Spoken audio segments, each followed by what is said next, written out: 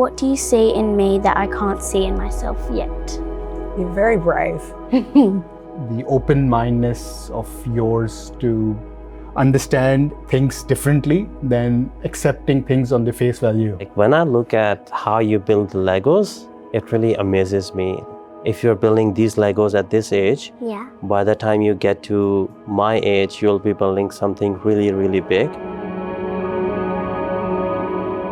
I feel that our system is broadening a bit and we're becoming more aware of diversity of learning. If you could design your own school, how would you design it? My school would include the needs of everyone and not just be in a specific curriculum that everyone has to follow, because everyone is different. I would give them the opportunity to nurture what their strengths already are instead of giving everyone the same thing to do.